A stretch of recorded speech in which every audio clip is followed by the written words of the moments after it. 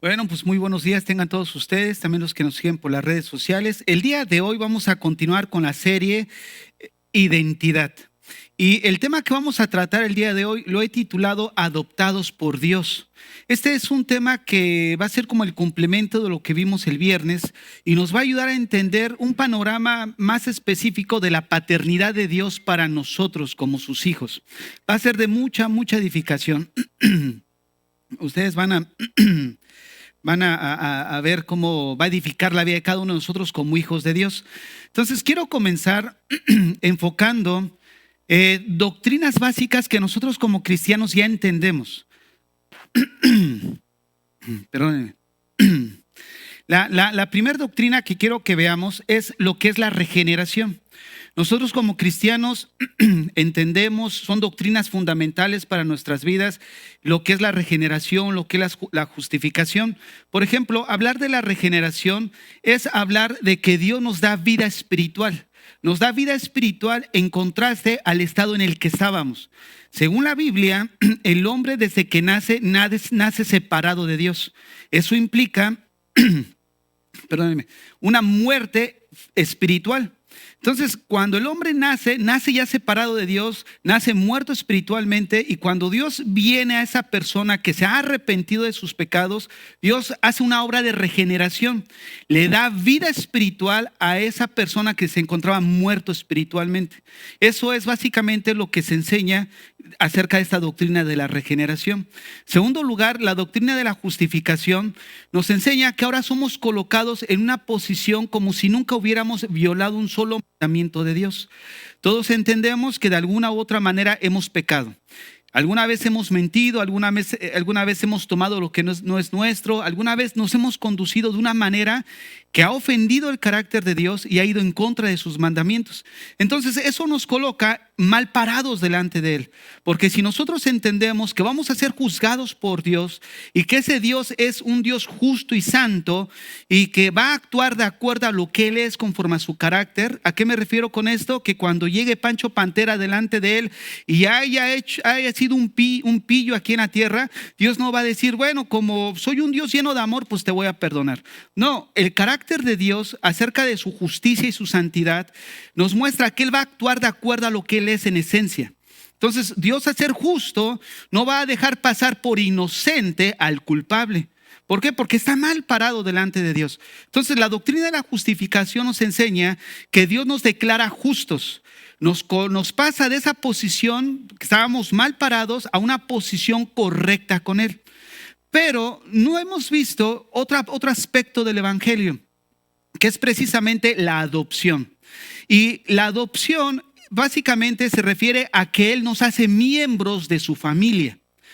Una de las definiciones que podemos tomar como la adopción, hablando en el contexto bíblico, se refiere a una acción de Dios mediante la cual Él nos hace miembros de su familia. Ahora, el tema que vamos a abordar es precisamente desarrollar cómo es que se lleva a cabo esto, que bueno, es parte también en el momento en que somos regenerados y justificados, somos adoptados por Él, pero quiero comunicarlo de tal manera que nosotros podamos mirar con una lente y entender lo que esto implica para nosotros. ¿Qué relación tiene esto con la identidad? Miren, por ejemplo, en Juan capítulo 1, verso 12, el apóstol Juan comienza hablando acerca de la adopción desde el comienzo de su evangelio. Juan 1:12 dice así: mas a todos los que le recibieron, a los que creen en su nombre, les dio potestad de ser hechos hijos de Dios. Ahora, observen cómo dice ahí, les dio potestad. Esta frase, les dio potestad, significa dio autoridad legal. Entendemos que una adopción es tomar a alguien que no es de tu familia y legalmente ponerlo como si fuera un miembro de tu familia, legalmente. Entonces, aquí el texto se menciona de alguna manera que Dios dio autoridad legal para que todos aquellos que le recibieron sean llamados hijos de Dios. Observen esa frase, hijos de Dios. Ahorita vamos a explicar un poco más. En Romanos capítulo 8, verso 14, el apóstol Pablo también menciona de esta adopción. Romanos 8:14. Porque todos los que son guiados por el Espíritu de Dios, estos son hijos de Dios. Pues no habéis recibido el espíritu de esclavitud para estar otra vez en temor, sino que habéis recibido el espíritu de adopción, por el cual clamamos Abba, Padre. Ahora, ¿qué implica esto? Que la única forma en la que una persona le pueda llamar Padre a Dios es haber sido aceptado legalmente, no por tu vecino ni por tu hijo, sino por él mismo. Incluso en la práctica común. Yo no puedo decirle a hermano Héctor, le doy fulanito en adopción a usted. Oye, pero espérate, porque la adopción es un acto de la voluntad del adoptante. ¿Sabes qué? Yo decido voluntariamente adoptarte a ti, sin que tú hayas hecho nada para que merecerte que yo te adopte, ¿no? En ese sentido. Entonces quiero que observemos cómo la Biblia menciona que no todos son entonces hijos de Dios. Siempre ha surgido una problemática, ¿no? Que todos son hijos de Dios. Son hijos de Dios en el aspecto de creación. Ver a Dios como el Padre de la creación, podemos en ese sentido mirar que todos son hijos de Dios. Pero el texto de Juan 1:12 dice que solamente tienen derecho legal aquellos que lo recibieron. Y el recibir, ya lo explicamos, recibir es, ¿sabes qué, Señor? Yo reconozco que te he ofendido, yo reconozco que estoy mal posicionado, ¿no? en la doctrina de la justificación y que necesito que me des vida. ¿Por qué? Porque estoy muerto espiritualmente. Entonces, en ese momento, no solamente Dios te da vida para que puedas responder a Él, no solamente nos coloca en una posición correcta, sino ahora también nos dice que envías un espíritu por medio del Espíritu Santo, por medio del cual nos adopta para ser parte de su familia, y ahora podemos clamar Abba, Padre. Fíjate nada más. Ahora dice el verso 16, el Espíritu mismo da testimonio a nuestro espíritu de que somos hijos de Dios. Recuerden esa frase, hijos de Dios. Y si hijos, también herederos, herederos de Dios y coherederos con Cristo, si es que padecemos juntamente con Él, para que juntamente con Él seamos glorificados. Ahora bien, una vez más quiero mencionar que la adopción nos permite ser miembros de la familia de Dios, o sea, ser llamados hijos de Dios. Legalmente Dios nos dio la autoridad a aquellos que le recibimos de que seamos llamados hijos de Él, o sea, hijos de Dios. Ahora quiero que enfoquemos un poco en un ejemplo secular. Por ejemplo, ¿qué pasa con un huérfano que vive en un orfanato? ¿Qué pasa con él? Generalmente pues tiene un futuro incierto, un futuro oscuro. Crece luchando incluso con su identidad. Hay muchos que no saben ni siquiera quién es su padre, quién es su madre, ni su procedencia. Muchos de ellos también carecen de sentido o de valor, obviamente por la misma situación en la que se encuentra. Muchos carecen de propósito en su vida porque el estado en el que están puede estar inestables, no sabe lo que les va a deparar el futuro. Muchos de ellos no conocen el amor de familia, no conocen realmente ese ambiente cálido. Muchos de ellos suelen incluso terminar en las calles, en la drogadicción. Pero cuando un niño de ellos es adoptado, pasa a ser miembro de una familia. ¿Qué quiere decir esto? Que ese niño ya no está sin esperanza. Que ese niño ahora tendrá un hogar feliz, una familia saludable, tendrá hermanos, tendrá abuelos, tendrá educación, tendrá una cama caliente. Y todos estos privilegios, junto con una herencia, si el que lo adopta de alguna manera tiene posibilidades, le dará una herencia junto con los otros hermanos porque será visto como iguales a ellos. En ese sentido de relación padre e hijo. Esto implica que ese niño tendrá ahora una vida con esperanza. Ahora, ese niño está experimentando beneficios que antes no tenía, ¿no es cierto? Al ser adoptado. Esos beneficios no son porque el niño hubiera hecho algo significativo. No son porque él se hubiera ganado el derecho a ser adoptado, sino que la adopción es algo que se hace por parte del adoptante de una manera voluntaria. Ahora el adoptado puede experimentar que la nueva identidad por parte de aquella persona que lo adopta. Por ejemplo, si alguien dice, ¿sabes qué? Voy a adoptar a fulanito. Ahora se llamará, recibirá el apellido de Gómez, ¿no? O López, o Hernández. ¿Qué implica eso? Observen, cuando una persona recibe un apellido, ¿qué incluye? Eso dice de qué familia pertenece, ¿no es cierto? O sea, yo soy de la familia de los Gómez, yo soy de la familia de los López. El apellido nos identifica en qué relación apunta familiarmente. Ahora, en el seminario, que es la escuela bíblica que tenemos aquí en la iglesia, nosotros hemos estudiado que en los tiempos bíblicos no existía todavía el apellido. O sea, no existía la familia, no sé, Hernández. No. Entonces, ¿cómo se hacía para hacer referencia de que tal persona pertenecía a tal familia?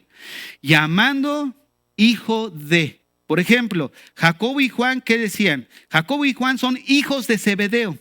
Jacobo, hijo de Alfeo. Mateo, hijo de Alfeo. O sea, el ser hijo de implicaba la relación familiar. Ahora observen esto. Esta descripción, hijo de, era para identificar la familia a la que pertenecía. Si esto es así, ahora nosotros que hemos sido adoptados por Dios, ¿cómo se nos llama? Hijos de Dios. Esto indica que ahora pertenecemos ¿a dónde? A la familia de Dios. Quiero que vean cómo muchas veces nosotros como cristianos vivimos como no conscientes de esta realidad. Hay veces que dicen, no, yo soy de la familia Fontaine, ¿no? Mira todas las propiedades que tengo. Yo soy de la familia tal. ¿Por qué? Porque cierto apellido a lo mejor te da cierta reputación, por lo que pueda llegar a tener o acumular esa familia. Pero te imaginas, yo soy hijo de Dios. O sea, lo que tú llegas a tener, o sea, pero el asunto no es de tener, el asunto es de que eso me da identidad. Se los quiero poner en otro enfoque. Sucede que en los tiempos antiguos, donde la manera de estudiar y que la gente pudiera de algún momento dado su hijo crecer en educación, y llevaban a maestros personales.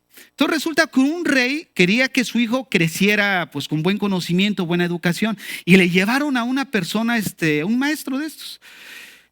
Resulta que estando con el niño instruyéndolo, el niño brincaba en la mesa, hacía mucho tiradero, su conducta era reprochable. Y el maestro le decía, oye niño, ¿no sabes de quién hijo eres? ¿No sabes hijo de quién eres? Sí, yo sé de que soy hijo del rey, por eso hago esto. O sea, el hecho de que seas hijo del rey no te manda o no te lleva, te da el derecho de comportarte como tú quieras o hacer lo que tú quieras. El hecho de que somos hijos de Dios o que seas hijo de rey, eso te lleva a ti el vivir de tal manera que tu comportamiento refleje de quién somos hijos. Entonces vean nada más cómo muchas veces nosotros miramos el valor de una manera mal enfocado. Dependiendo de qué familia soy o el estatus social o lo que haya hecho un familiar, nosotros le pertenecemos al Señor. Eso es lo que nos da valor a nosotros. Como lo hemos estado hablando a lo largo de esta serie, no te da valor si tuviste la oportunidad a lo mejor, o si tienes un título o no tienes un título, o si tienes propiedades o no tienes propiedades. Para el Señor eso no nos da valor. ¿Te imaginas que llegues allá al cielo y diga, a ver Pedro, ¿tú qué hiciste? No, Señor, yo fundé 10 iglesias. A ver Juan, no Señor, yo fundé 15. A ver Pablo, no, pues quítense para allá. Yo escribí casi medio Nuevo Testamento, Señor. Ah, bravo Pablo, pásale.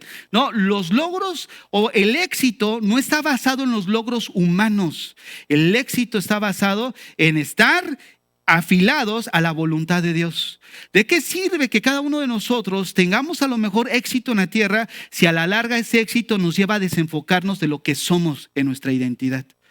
El saber de dónde procedemos, el saber de la familia de la que somos, nos ayuda a vivir de una manera que nos enfoca en nuestro camino, en nuestra conducta, en nuestra manera de ser. Entonces, esta descripción, hijo de, indica básicamente a qué familia pertenecemos.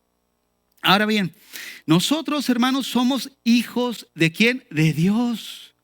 Fíjate, a veces que cuando decimos soy hijo de Dios, como que así como que no nos cae el 20, ¿no? Como ahorita lo que les decía, hay mucha gente que se va a condenar. y como que no lo vemos así, pensamos que nada más estamos compartiendo como si fueran solamente una creencia, pero ya cuando hay ciertas experiencias que empiezas a vivir, como que dices, oye, a ver, espérame, o sea, quiere decir que esto que yo sentí en mi dedo, proporcionado en todo mi cuerpo, esa gente que se va a condenar, lo va a experimentar durante toda una eternidad. Por eso muchos dicen, yo no puedo creer en esa doctrina del infierno o en la doctrina de la condenación, pero lo vemos bajo una perspectiva humana. La única manera de poder ver bien esta doctrina del infierno y de la condenación es verla a la luz del sacrificio de Cristo. Porque un castigo tan, ahora sí que tan, se puede decir, tan duro, solo se entiende a través de un sacrificio tan duro también. ¿Por qué razón? Porque no, ese sacrificio que Cristo hizo nos proporciona una idea de el valor y realmente la realidad de una condenación.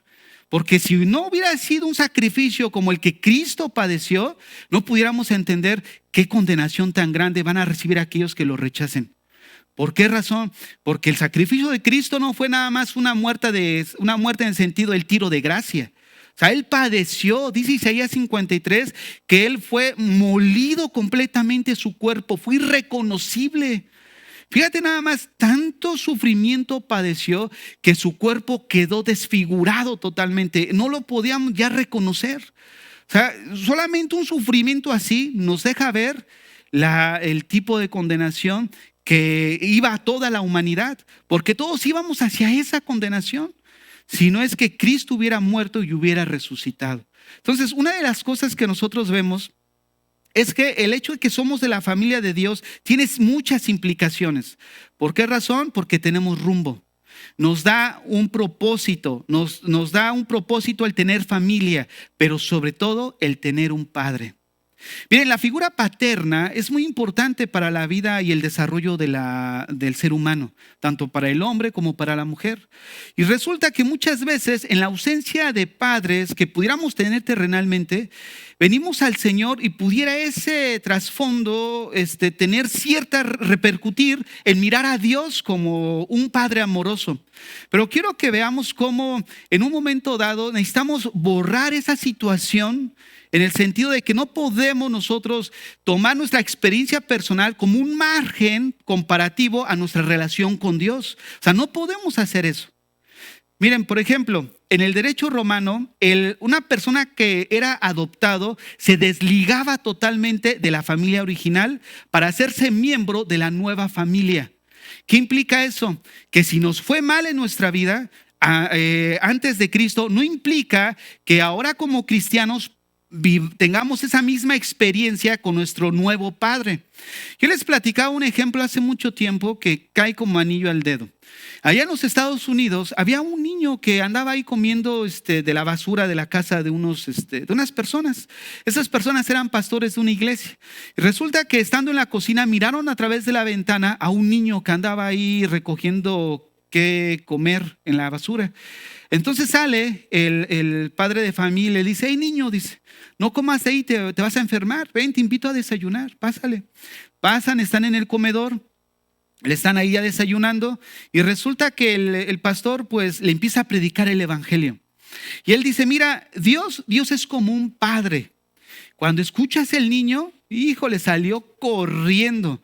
Y la esposa del pastor dice, oye, ¿qué le hiciste? No, pues yo no le hice nada, dice. Yo le estoy hablando del evangelio y salió corriendo. Sale el padre de familia de ese hogar detrás de él, lo alcanza y le dice, oye niño, ¿por qué corres? Si yo no te estoy haciendo daño, ¿no? Te estoy dando de comer, te estoy hablando del amor de Dios. Y dice él, es que mi papá me pegaba, dice. Mi papá me abandonó, mi papá no tuvo cuidado de mí. Mi vida familiar en el sentido de mi relación con mi padre no fue la correcta. Y si tú dices que Dios es como un padre, yo no quiero ese padre, dice. O sea, de alguna manera ese niño reflejó la relación paterna que él tenía con la nueva relación a la que el pastor lo estaba introduciendo.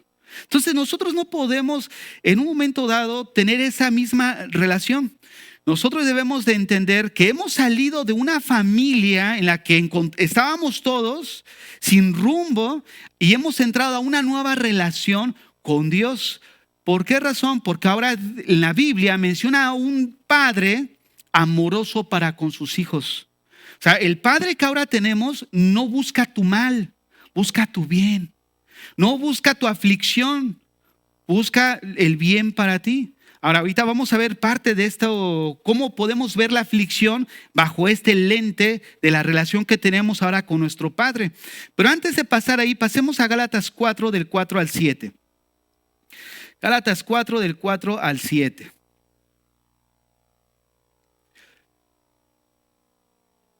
Pero cuando vino el cumplimiento del tiempo, Dios envió a su Hijo, nacido de mujer y nacido bajo la ley, para que redimiese a los que estaban bajo la ley, a fin de que recibiésemos la adopción de hijos. Fíjate nada más, ahora hemos recibido la adopción, o sea, el derecho legal de ser, ¿qué? Hijos de Dios. Hermanos, si nos pudiera enorgullecer el pertenecer a cierta familia terrenal, ¿cuánto más nos debe de enorgullecer y de vivir de acuerdo a lo que ahora somos en Cristo? Tenemos un Padre que está cuidando de nosotros, un Padre que es el que te ha dado todo lo que tienes. No es malo en un momento dado, pues tener lo que tenemos, sea mucho, sea poco. Pero mirar cómo Dios es bueno y te ha proporcionado esos bienes. Te ha proporcionado alimento, cuidado, salud. Dios busca el bien. ¿Por qué? Porque hemos entrado en esta relación familiar con Él. Miren, muchas veces una idea sembrada en nuestra mente nos lleva a conducirnos de acuerdo a lo que ya tenemos ahí en nuestra mente. Si nosotros no cambiamos el chip en nuestra mente, por eso en la Biblia dice, cambia tu manera de pensar. ¿Nos han dado cuenta que en el Nuevo Testamento, cuando ya se habla en relación a la conducta del cristiano, ¿a dónde apunta? A la mente. Renueva tus pensamientos. O sea, no te conformes a este siglo, ¿no? Romanos 12, del 1 al 2. Al final viene implicaciones de que tu enfoque no debe de estar en lo que ves. ¿Por qué? Porque nosotros informamos a nuestro cerebro a través de lo que estamos viendo, a través de lo que estamos pensando. Entonces, dependiendo del enfoque que tú tengas, vas a informar tu cerebro y vas a conducirte de esa manera.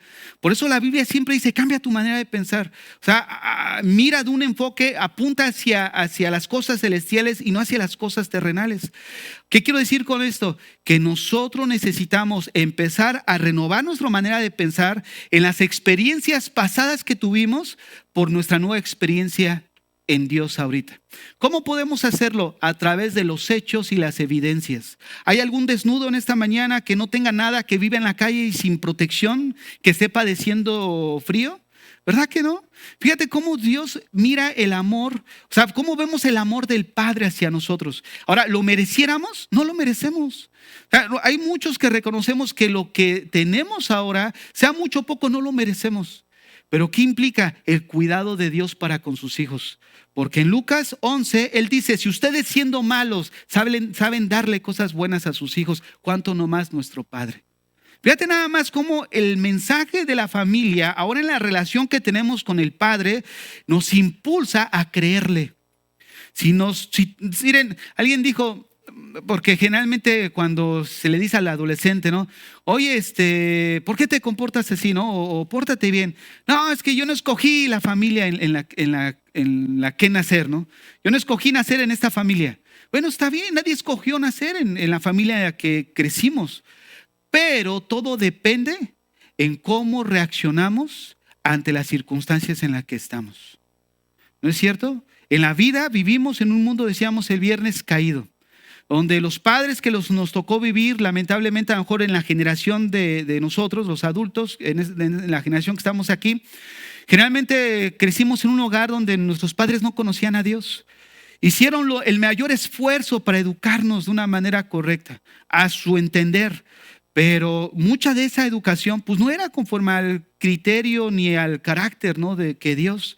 Ahora sí tiene cierta influencia sobre nosotros, pero no nos define. ¿Qué quiero decir con esto? Que muchas de las causas o situaciones en las que vivimos no las escogemos, pero sí escogemos decidir cómo afrontarlas. Y en ese escoger somos responsables. Si tú te amargaste, fue porque tú decidiste amargarte, no por la circunstancia. porque conocemos gente y yo creo que en la experiencia personal nosotros mismos pudiéramos ser ejemplo de que la vida que nos tocó era para amargarnos, para vivir siempre en la botella pegados. Sin embargo, vemos que al final la manera en la que nosotros afrontamos estas situaciones nos hace responsables de esta situación. Por ejemplo, nadie ve con buenos ojos la aflicción, ¿no? O sea, ¿a quién le gusta sufrir? El sufrimiento es tener algo que no deseamos, ¿no es cierto? Estás sufriendo, hijo, tengo este dolor, pero no lo deseo. El sufrimiento es tener algo que no deseamos y también es desear algo que no tenemos. O sea, es esa paz y esa tranquilidad. Pero el sufrimiento produce algo en la vida del cristiano. A lo mejor para la gente de afuera no ven qué de bien hay detrás del sufrimiento, pero para nosotros hay esperanza en el sufrimiento. Por eso en la carta de Santiago y de Pedro les dice, gócense en medio del sufrimiento. ¿Por qué? Porque produce en nosotros, nos purifica. Fíjense que Dios está más enfocado en lo que Él va a producir en nuestra vida interior y no en nuestras comodidades. ¿Por qué? Porque Dios quita muchas veces esa comodidad, y no estoy hablando necesariamente financieramente, puede ser de salud, puede ser perdiste un trabajo, algo que te da estabilidad, o puedes perder. Dios no está enfocado en eso. Por eso ahí es donde muchos dicen, es que Dios no me ama porque perdí tal cosa. No, necesitamos ver el enfoque. O sea, no, el perder tal cosa no es porque Dios no te ame, es porque Dios te quiere llevar a un lugar donde Él va a tratar directamente contigo. Porque esas cosas te están distrayendo. Y Dios quiere hablar directamente a tu corazón. ¿Sabes por qué? Porque eres su hijo. Somos sus hijos. Entonces, el sufrimiento que viene para nosotros como cristianos no debe de ser visto bajo un enfoque de crueldad de parte de Dios, sino un bien. Porque Dios al que ama, disciplina. Y la disciplina no es como nuestros padres nos disciplinaban. La disciplina de Dios es con un propósito. Y es una expresión del amor de Dios. ¿Por qué? Porque no te va a disciplinar para destruirte. Te va a disciplinar para formar el carácter en tu vida. Fíjense, el viernes les comentaba que una mujer que en un accidente quedó cuadriplégica.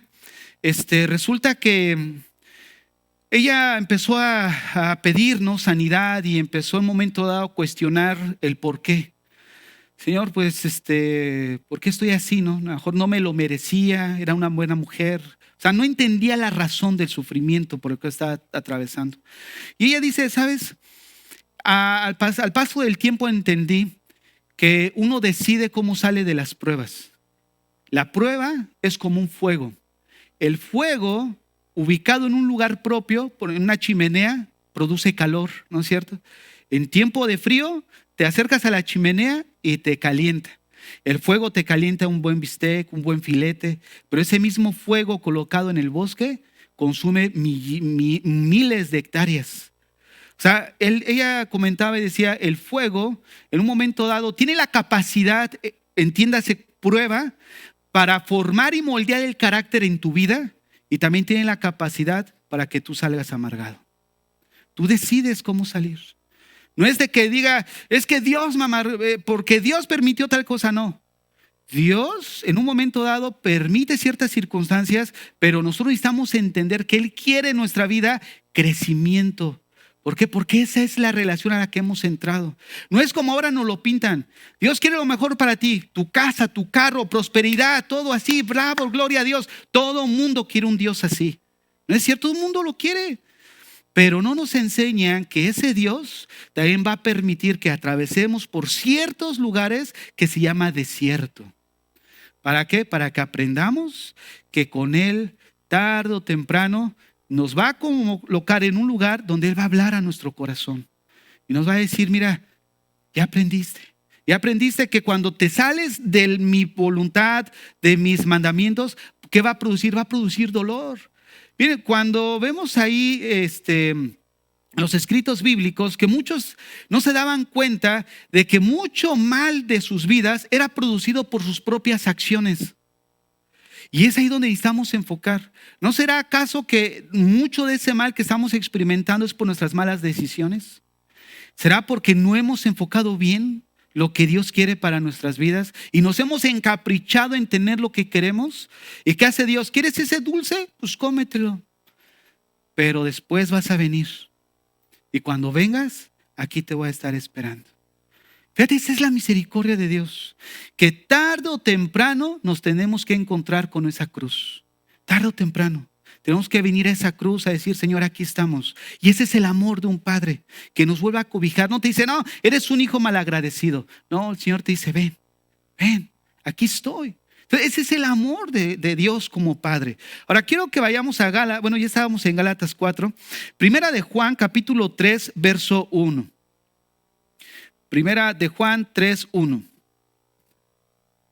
Mirad cuál amor nos ha dado el Padre para que seamos llamados hijos de Dios.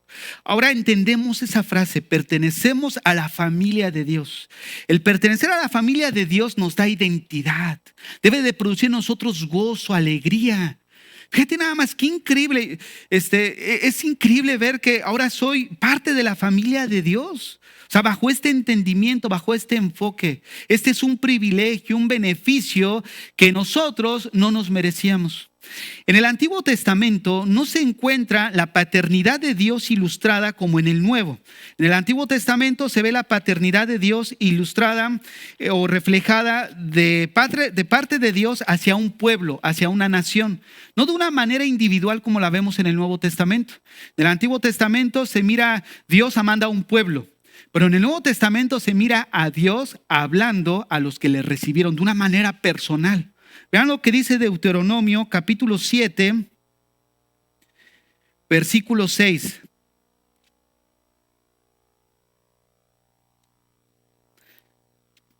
Deuteronomio 7, 6. Porque tú eres pueblo santo para Jehová tu Dios. Jehová tu Dios te ha escogido para hacerle un pueblo especial, más que todos los pueblos que están sobre la tierra. Ahora dice en el verso 7, ¿por qué eres un pueblo especial? Es que el Señor sabía que se sacó un 10 conmigo. No, pues es que el Señor vio todos mis trofeos de soccer, todos mis diplomas de buen comportamiento.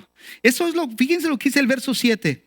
No por ser vosotros más que todo el pueblo os ha querido Jehová y os ha escogido, pues vosotros erais el más insignificante de todos los pueblos, sino por cuanto Jehová os amó y quiso guardar el juramento que juró a vuestros padres, os ha sacado Jehová con mano poderosa y os ha rescatado de servidumbre de la mano de Faraón, rey de Egipto, sino por cuanto os amó. Ahora, ¿cómo podemos empezar a ver el amor de Dios como Padre? El hecho que Dios te ha llamado. El hecho que estés aquí es una prueba del amor de Dios. ¿Por qué? Porque dice, yo os escogí. Fíjate nada más, qué increíble, ¿no? Dice ahí el verso, el 8, sino por cuanto Jehová os amó. Por cuanto Jehová os amó. El enfoque que está dando es un acto voluntario. El amor de Dios para con nosotros, en este caso para el pueblo de Israel, fue un amor en el ejercicio libre de la voluntad de Dios, no porque Israel hubiera sido el pueblo guerrero, victorioso, no, era un pueblo insignificante, dice el Señor. O sea, eran apenas 12 los hijos de Jacob, pero en el propósito, en el plan de Dios, los lleva a Egipto, se reproducen más de 2 millones, les da una población, les da una tierra donde vivir y les pone leyes. Ese es el amor de Dios. ¿Qué implica todo eso? Les da enfoque, les da dirección, les da propósito. Ellos decían, bueno, nosotros 12, papá, ¿qué hacemos aquí en medio de toda esta tierra? No tenían ningún enfoque. Así estábamos nosotros, Efesios 2:10. Dice que ahora nosotros somos poema de Dios. Ahora, si nosotros somos poema de Dios, porque somos hechura suya. Esa palabra hechura en el original griego es poema, de donde tenemos en el castellano la palabra poema. Ahora, la pregunta es, ¿cómo es un poema? Un poema tiene rima, un poema tiene sentido, un poema tiene estructura. Lo que implica, porque somos hechura suya, creados en Cristo Jesús. ¿Cómo estaba? Esto implica el contraste a nuestra antigua vida. ¿Cómo estábamos antes? O sea, nuestra vida ni rimaba, hermanos. O sea, no tenía son. Oh, no. Desafinaba nuestra vida, ¿no? A veces que ese conflicto familiar, los padres, los hijos, nosotros, los nietos y así sucede. O sea, es un conflicto total. Entonces, ¿qué nos da enfoque a nosotros? Pertenencia, el ser hijos de Dios. El ser hijos de nos da sentido de pertenencia, creados en Cristo Jesús. No solamente te regenera, no solamente te justifica, sino te hace parte de su familia. ¡Qué amor tan grande! Por eso dice 1 Juan 3:10, mirad con cuán amor nos ha dado el Padre. Y ahí le pondría cuán gran amor nos ha dado el Padre. Fíjate, cuán gran amor nos ha dado el Padre para que seamos llamados hijos de Dios. Yo te quiero hacer una pregunta. ¿Tú crees que Lafontaine va a adoptar ahí? Oye, voy a adoptar a tal persona. A lo mejor sí es un corazón, pues a lo mejor noble, a lo mejor adopta a alguien, ¿no? Pero, ¿te imaginas? O sea, una persona que adopta es ese acto voluntario de él al ver esa persona que a lo mejor no tiene esperanza, no tiene futuro, no tiene propósito, y eso nos refleja el amor de Dios para con nosotros. O sea, ¿a cuántos pudiera habernos mirado a nosotros de los conocidos que tuvimos, nuestros mismos familiares, que dicen, no, nunca va a salir del alcoholismo? Nunca va a dejar de ser esta persona. O sea, no daba ni un peso por nosotros. Pero viene el Señor y vean lo que dice 1 Corintios capítulo 1.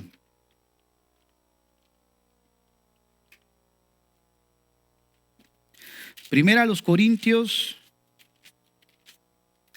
1:26. Pues mirad, hermanos, vuestra vocación, que no sois muchos sabios según la carne, ni muchos poderosos, ni muchos nobles.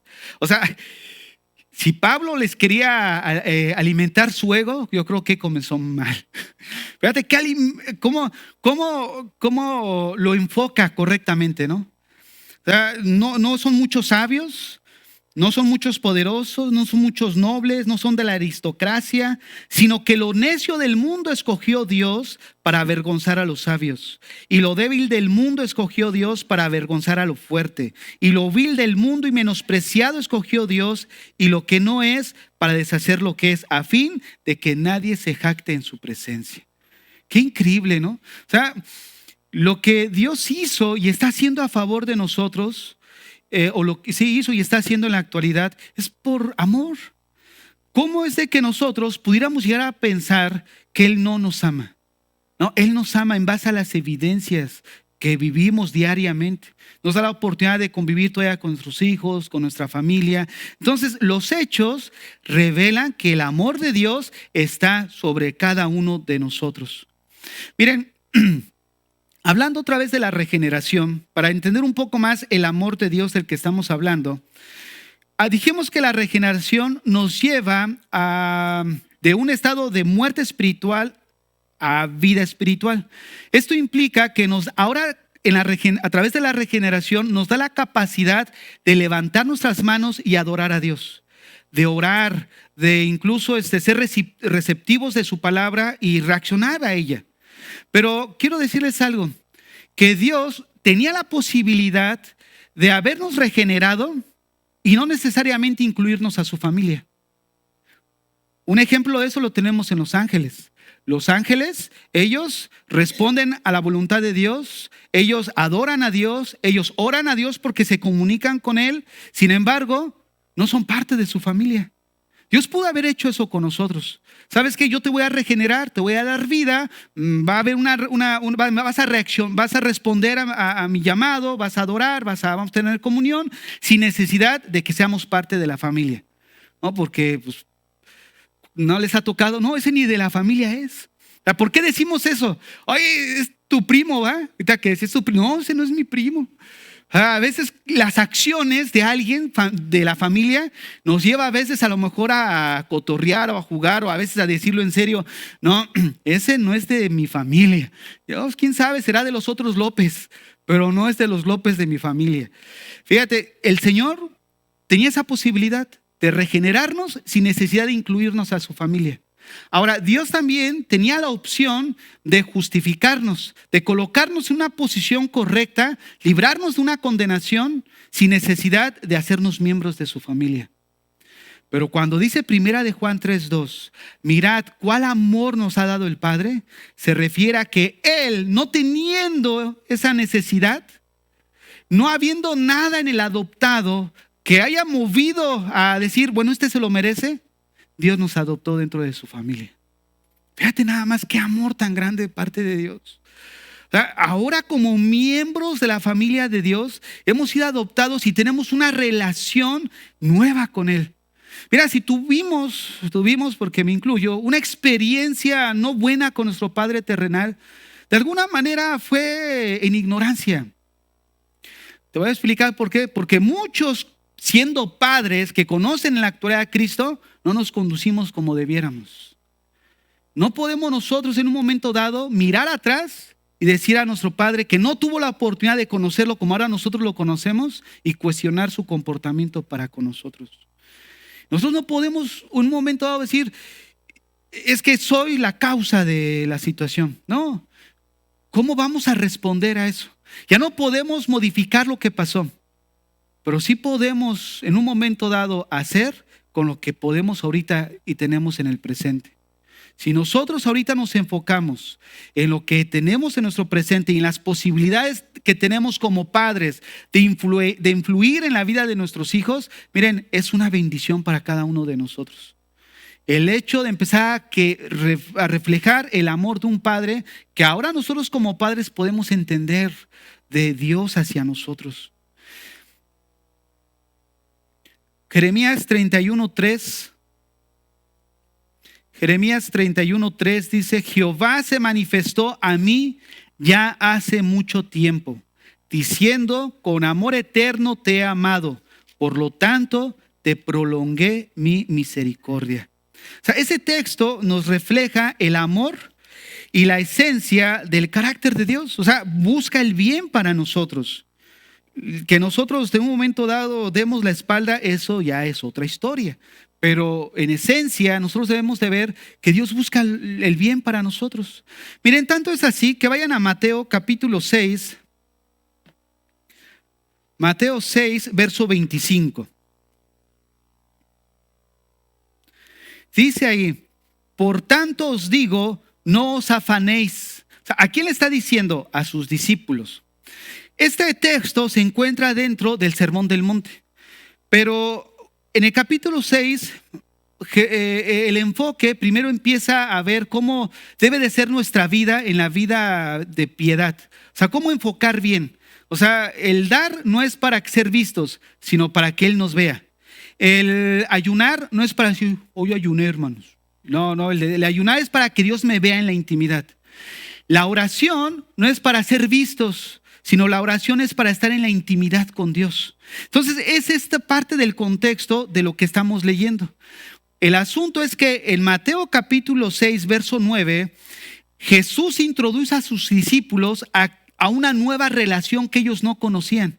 En el Antiguo Testamento, repito, no se conocía que a Dios Padre se le llamara Padre de una persona en específico, sino se le veía como padre de una nación, de un pueblo.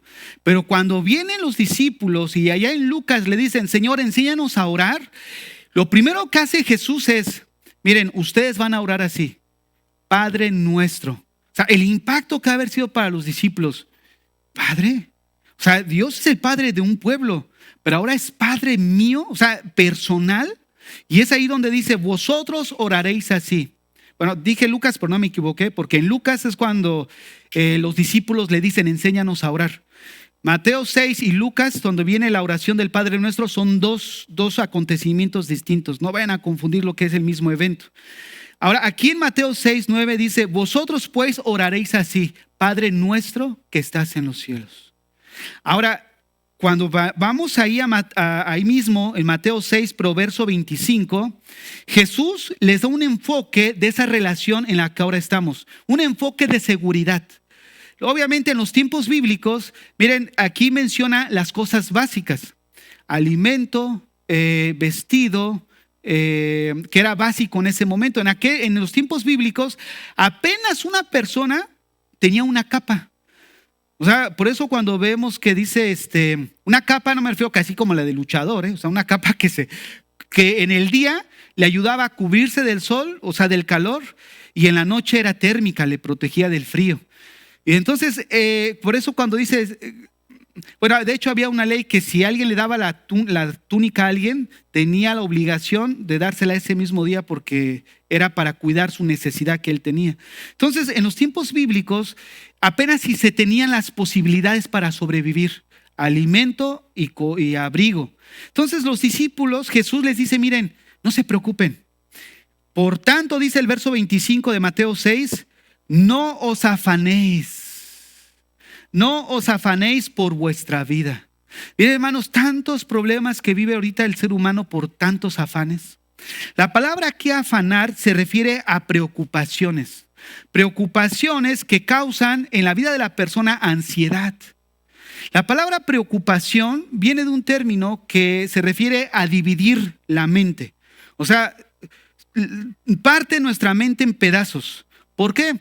Porque las preocupaciones muchas veces que tiene el hombre es en vista a las cosas que están por venir. De hecho, el texto tiene a esa referencia, como ustedes van a ver a continuación.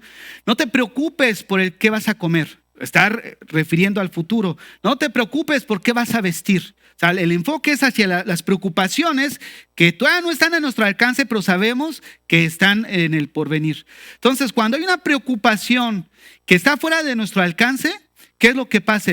¿Qué es lo que pasa? Nos aflige, nos preocupa, causa ansiedad, parte nuestra mente porque estamos, bueno, si sucede esto, podemos escoger la posibilidad A, la posibilidad B o la posibilidad C, dependiendo lo que acontezca. Y tú estás ahí con las manos, ¿no?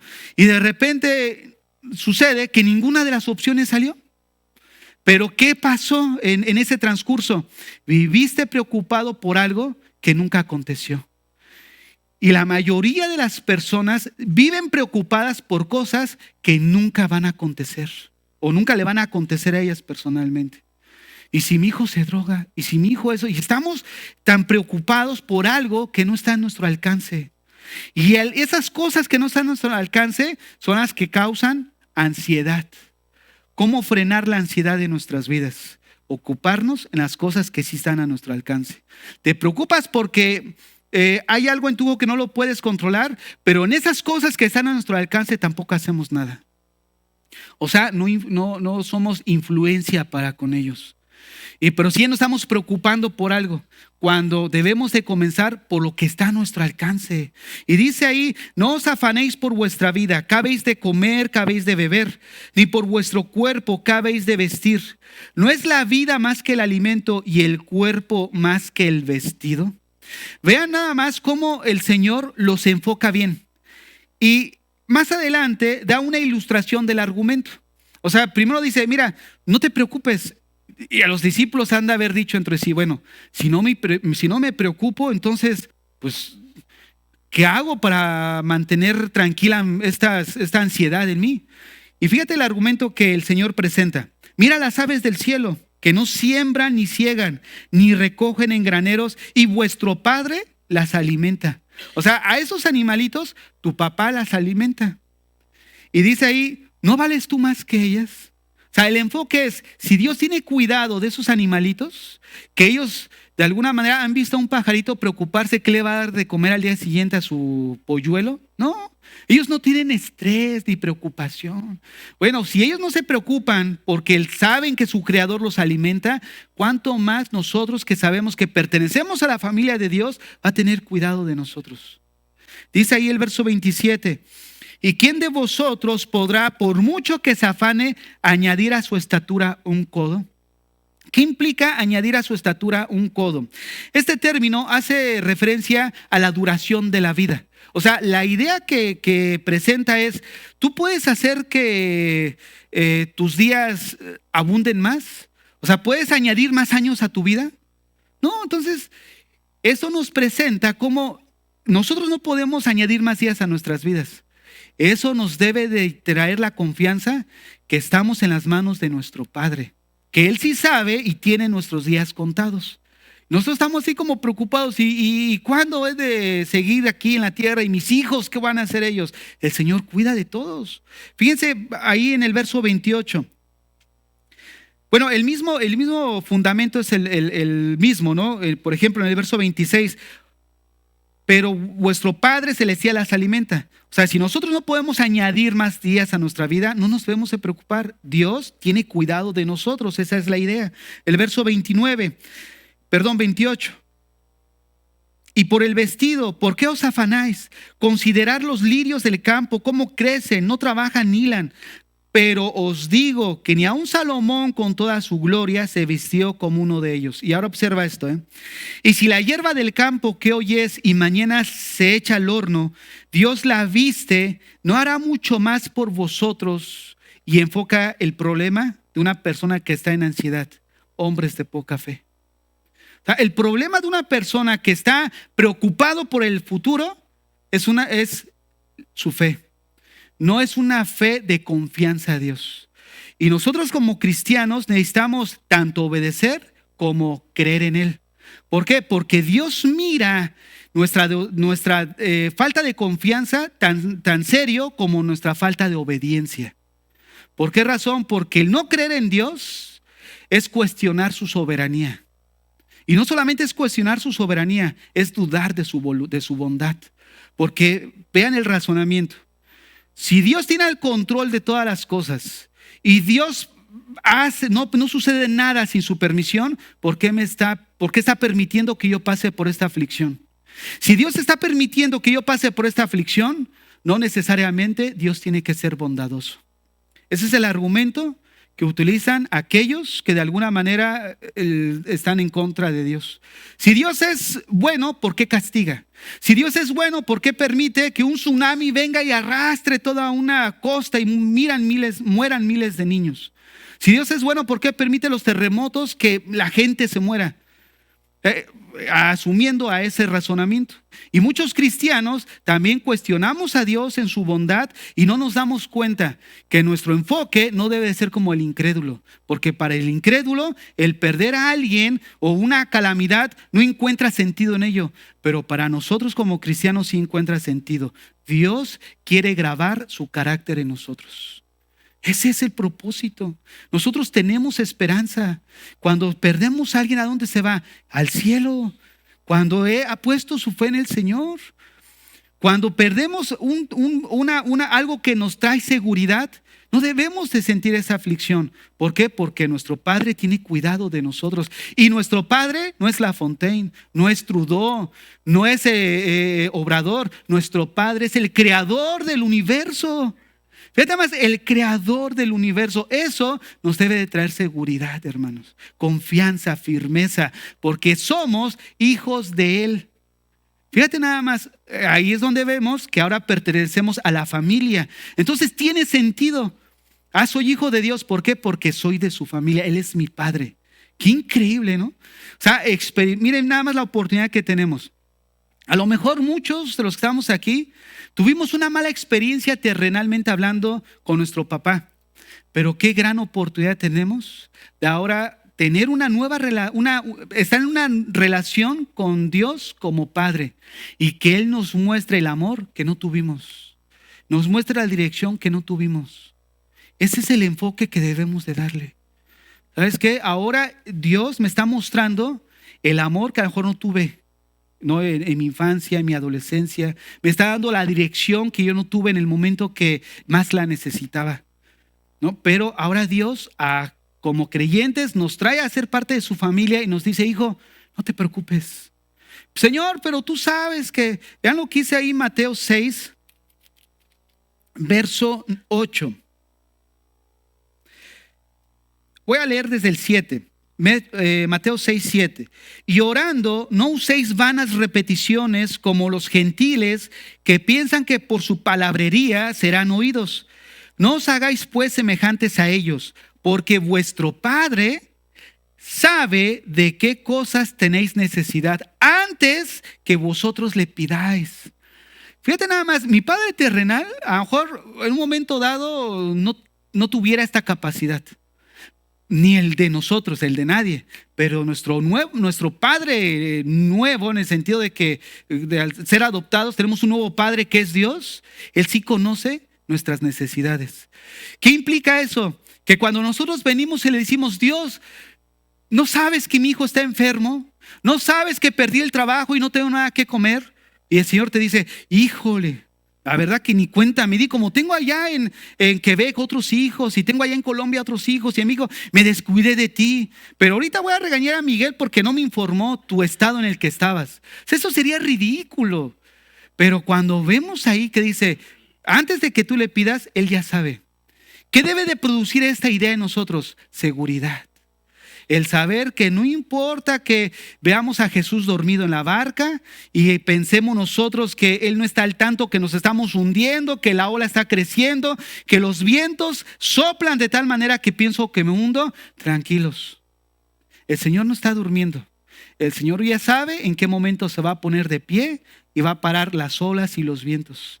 El Señor sabe en qué momento en tu vida se va a levantar y te va a decir: calma, va a abrir el mar rojo, ¿no? ¿Se acuerdan aquella ilustración cuando va el pueblo, bueno, que fue verídico, que sale el pueblo de Israel y se ven acorralados, ¿no? Se ven acorralados. Atrás de sus espaldas el mar rojo, enfrente el pueblo de egipcio con toda su caballería, el primer mundo de ese entonces, en armamento y en capacidad. ¿Y qué dicen los israelitas? Pues ahora sí, ya hasta aquí llegamos. Yo bien les dije que allá sí había carne y aquí la muerte nos espera. Miren, en nuestra perspectiva no vemos opciones ante nuestras circunstancias. Pero cuando no es la A ni es la B, viene una perspectiva y un enfoque que viene de Dios. Ellos nunca se hubieran esperado que el Señor les hubiera abierto el mar rojo. Y así sucede en la vida de nosotros. Hijo, ya tengo el asunto A, ya tengo el asunto B. Hijo, ¿y ahora qué voy a hacer? Dice el Señor: ay, hijo, tranquilo, yo voy a abrir delante de ti cosas que tú ni te imaginabas que por ahí iba a ser el asunto. Y ese es el amor de un padre para con nosotros. No os afanéis. Regresemos ahí a Mateo 6, verso 31. No os afanéis pues diciendo: ¿qué comeremos o qué beberemos o qué vestiremos? Ahora el Señor les vuelve a rectificar lo mismo. No te afanes, ¿en base a qué? Al argumento que ella le dijo. Si los animales que ellos no meten ahí en su bodeguita, hay algunos animales bien sabios que sí, ¿no? Como las hormigas que trabajan para invierno. Pero si los animalitos estos, las plantas se visten, si ustedes calmados, dice, no se preocupen. Ya nos dio el argumento, dice el verso 32, porque los gentiles buscan todas estas cosas. Fíjense nada más, aquí el buscar se refiere básicamente a viven por ellas. Mi casa, mi carro, mi diploma, no sé, mi empresa, esto, el otro. Ellos viven para ello. Y nosotros como cristianos sí nos debemos de ocupar en esas cosas, pero no deben de ser el fin. O sea, lo que yo estoy hablando no quiere decir que seamos desobligados de nuestras responsabilidades, sino que no sean nuestro fin. ¿Qué es lo que causa presión a tu vida? A la vida de las personas. Aquellas cosas que no podemos controlar, ¿no? Aquellas cosas que no están bajo nuestra alcance. Eso causa presión. Pero aquellas cosas que podemos controlar, ni nos presiona, estamos tranquilos. ¿Por qué? Porque las podemos nosotros ahí manipular.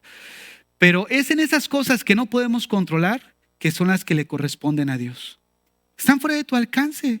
O sea, el preocuparte no te va a ayudar a mejorar la situación. Al contrario, como decía el viernes, aparece la colitis nerviosa, aparece el estrés, tu cuerpo empieza a reflejar el estrés a través de un dolor. Y muchos van al doctor: oye, doctor, pues tengo este dolor aquí. Pues ya dije el estrés. O sea, es producido no porque una enfermedad te haya llegado orgánica a tu vida, sino tanto estrés que tú tienes está produciendo eso en tu vida. Ya, bájale. Y eso habla de ¿qué? De falta de fe, falta de confianza. Lo que ahorita decíamos, como cristianos necesitamos tener confianza en Dios. Y dice ahí: buscan todas estas cosas, pero vuestro Padre Celestial sabe que tenéis necesidad de todas estas cosas. Lo que ahorita leíamos en Mateo 6:8. pero vuestro Padre sabe que tienen esas necesidades. O sea, esto nos lleva a pensar del amor que Dios tiene para con nosotros. ¡Qué privilegio! Miren nada más la gente que no tiene a Dios en esa relación de paternidad. O sea, ellos sí que vivan frustrados, angustiados, no tienen esperanza. Pero nosotros como cristianos sí tenemos esperanza. ¿Por qué? Porque tenemos un Padre que cuida, nos ama y sabe que si atravesamos por una situación, Él sabe que está trabajando en nosotros. Está moldeando nuestro carácter. Verso 33. Mas buscad primeramente el reino de Dios y su justicia, y todas estas cosas serán añadidas. ¿Cuál es el problema muchas veces de las preocupaciones por el futuro? Porque tenemos invertidas nuestras prioridades. Nosotros enfocamos en el aquí y ahora, en lo que vemos. Pero dice el Señor, todas esas cosas no las busques en primera con tus prioridades. Primero el reino de Dios y después todo lo demás va a venir. Ese es el orden. ¿Por qué viene la preocupación y el estrés? Porque vivimos preocupados o invertimos en nuestro orden esperando y viviendo para esas cosas sin darnos cuenta que el Señor ya sabe que tenemos esas necesidades. Entonces, ¿qué necesitamos hacer? Hacer lo que está a nuestro alcance y está en la perfecta voluntad de Dios, sin angustiarnos, tranquilos y esperar que Dios abra las puertas. Porque vean lo que dice el verso 34. Así que no os afanéis por el día de mañana, porque el día de mañana traerá su afán. O sea, ¿dónde pone el enfoque Jesús del problema? En las preocupaciones que están fuera de nuestro control y que ni siquiera nos han llegado. Es ahí donde nos parte nuestra mente en dos y dice ahí, basta cada día su propio mal. ¿Cuál es la respuesta? Ocúpate en el día de hoy. Ocúpate en el día de hoy. Tú no sabes si tu hijo, qué va a pasar con el día de mañana. El día de mañana no tienes control de eso, pero sí tienes control del día de hoy. Todavía está en tu casa, todavía está bajo esa influencia que tienes en él. Hazlo. ¿Por qué? Porque te estás preocupando por algo que no estás haciendo ahorita. Yo no me voy a preocupar en el día de mañana si yo me ocupo ahorita. Instruye al niño en su camino, cuando sea viejo no se apartará de él. No quiere decir, ya lo explicamos, que, le hablemos de la palabra necesariamente. Lo que quiere decir que le sembremos principios a su vida. Y en base a esos principios, ese niño cuando sea grande, ¿qué es lo que estamos haciendo cuando le sembramos principios? Estamos informando a su mente. Y estamos haciendo una conciencia sólida. ¿Por qué? Porque la conciencia, ya lo expliqué la vez pasada, reacciona en base a la escala de valores que tenga el ser humano. O sea, todos en un momento dado fuimos informados de una u otra manera. Por eso hay gente que dice, bueno, para mí esto no está mal. ¿Por qué? Porque en su escala de valores es correcto. Y su conciencia, como es aquella que nos ayuda a distinguir entre lo bueno y lo malo, pues para él está bien. Por eso su conciencia no le acusa de su pecado. Pero cuando nosotros informamos a nuestros hijos bajo principios bíblicos, tomar algo no es malo, es malo, no es malo. Tomar algo es malo, mentir es malo, hacer esto no es correcto, es pecado delante de Dios. Cuando ese niño se le instruye, va a crecer y va a estar más en su adolescencia, y el día que toma algo que no es suyo, mira, la conciencia. ¿Por qué? Porque ha violado algo que ha registrado que no es bueno. Por eso los psiquiatras dicen y encierran a sus pacientes. ¿Por qué? Porque ellos dicen que el problema de sus pacientes es la sobresocialización con el yo, o sea, con su conciencia. Ya están tan sobresocializados de que la conciencia los está acusando tanto que los encierran para que ya no haya alguien que le siga diciendo es porque fue por tu culpa. No, ya se siente demasiado culpable. No hagamos que se sienta más culpable. Y lo aíslan para que acalle su culpabilidad y a través de los años lo dan de alta porque es un buen negocio. Hay una anécdota que dice que un psicólogo con su esposa agarraron y se fueron de viaje. Se fueron, ¿no? Un mes. Y resulta que le dijeron a su hijo que también había estudiado, ¿no? Y ahí la apoyaba y eso. Le digo, hijo, me voy con tu mamá de viaje, ahí encárgate de la clínica. Sí, papá, dice. Y empezó ahí a tratar a los pacientes y eso. Cuando llega el papá, le dice, oye, ¿cómo te fue? Bien, papá, no sabes cómo nos fue. O sea, excelente. ¿Te acuerdas de Martita? Sí, ya la dimos de alta. ¿Cómo? Dice, ¿la diste de alta? Sí, sí, ella pagó tu universidad. Que entienda el interés. O sea, ella pagó tu universidad, ¿no? O sea, mientras los tengan cautivos y no les den de alta, pues es mejor para ellos. ¿Por qué? Porque están dando mes tras mes por algo que los mantienen cautivos. Una de las evidencias de la cura es no evadir su responsabilidad, es reconocer que son culpables y no evadir su culpabilidad. Es lo que la Biblia nos enseña. Cuando una persona reconoce su culpabilidad, confiesa su pecado, entonces empieza a ordenar su vida. ¿Sabes que soy culpable realmente? ¿Por qué? Porque la conciencia Dios la puso en un momento dado para, gracias a Dios que la puso.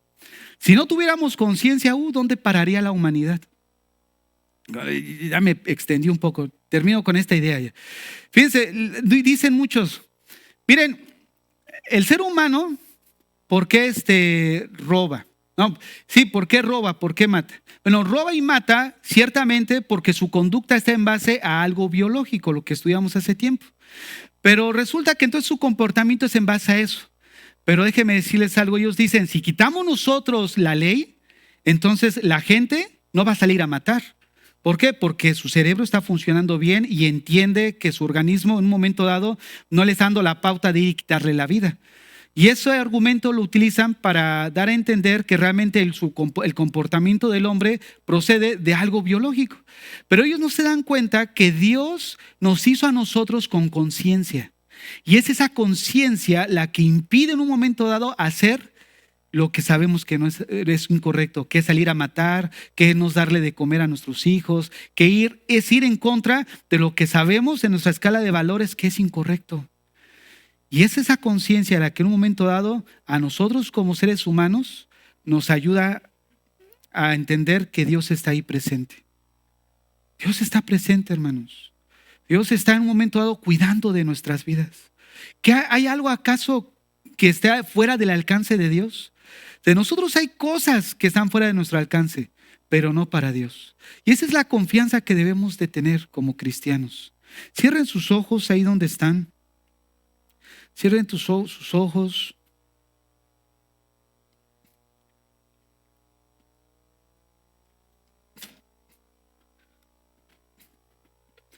Así con tus ojos cerrados.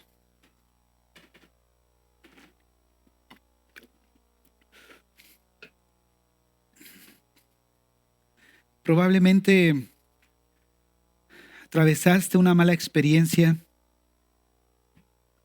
con la figura paterna terrenal. Probablemente hay cosas en tu vida conflictos que no has arreglado. ¿Por qué en esta mañana no le dices a tu Padre que sane tu corazón? En Lucas 11 Él dice que si nosotros siendo malos sabemos dar buenas dádivas, ¿cuánto no más nuestro Padre, que es bueno, te va a dar lo que le pidas? Y lo que le pidas va específicamente a la obra del Espíritu Santo, porque Él menciona que va a dar al Espíritu a quien se lo pida. Ese obrar, esa administración de su persona. Te sientes herido, te sientes en un momento dado conflictos internos. ¿Por qué no le dices, Señor, sana mi corazón?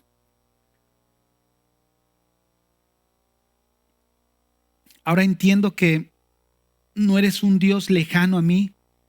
Ahora entiendo que soy parte de tu familia, que tú eres mi padre y yo soy tu hijo. Señor, ayúdame. Padre, ayúdame. Padre, ayúdame. Limpia mi corazón. Ayúdame a entender las cosas que no entiendo.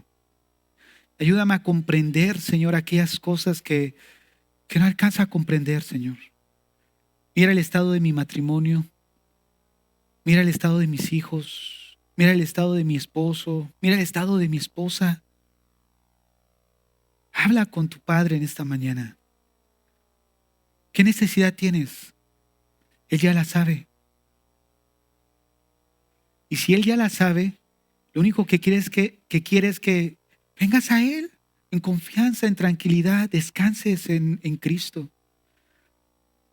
Que sí nos ocupemos en lo que está a nuestro alcance, pero aquellas cosas que no están a tu alcance, se las dejes a Él. Dios quiere limpiar tu corazón de todo resentimiento, amargura. Dios quiere sanar tu vida de esa imagen a lo mejor que esperabas y que por mucho tiempo pudieras haber pensado que no es justo, que tu Padre terrenal no te diera un seguimiento, su ausencia, falta de ayuda, falta de apoyo.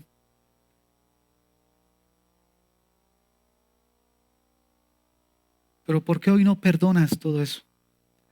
¿Por qué no hoy le dices, Señor, perdono a mi papá, perdono a mi mamá, perdóname, Señor? Los perdono y también te pido que me perdones, Padre. Los perdono porque mucho de lo que hicieron a lo mejor fue por ignorancia, fue por falta de conocerte. Yo los perdono, Señor. Pero ahora que te conozco, ahora que soy parte de tu familia, ayúdame, Señor, a sanar esos recuerdos, a sanar, Señor, en mi corazón esas ideas, ese sentido, Señor, de soledad. Sana mi corazón, Señor. Limpia mis pensamientos. Que esos recuerdos ya no me atormenten, ya no me aflijan. Señor, aquí está mi vida. Que ahora este nuevo amor que puedo experimentar de ti me lleve, Señor, a amarte también más, Señor. Tu palabra dice que el amor cubre multitud de faltas. Que este amor que yo estoy experimentando, Señor, me lleve a perdonar aquellas faltas que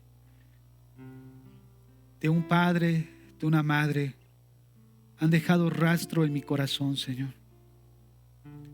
Ponemos en tus manos en esta mañana la vida de mis hermanos, Señor. Que tu Santo Espíritu ministre sus corazones, ministre sus vidas, Señor. Que esa sanidad, Señor, venga sobre la vida de ellos, en su vida, en su espíritu, en su corazón, Señor.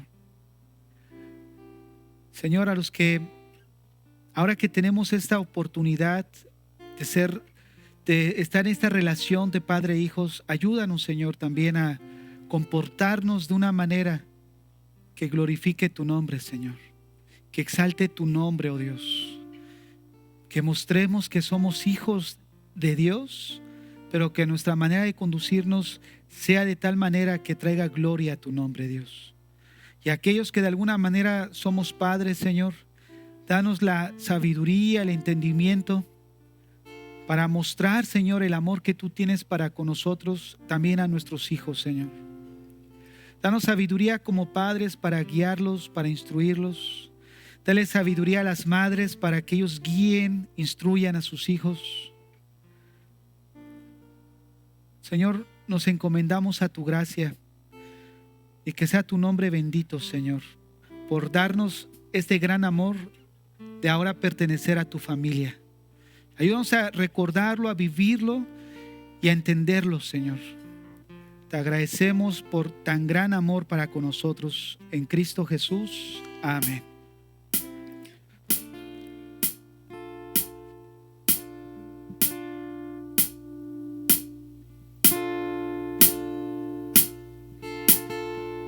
Gracias, Señor.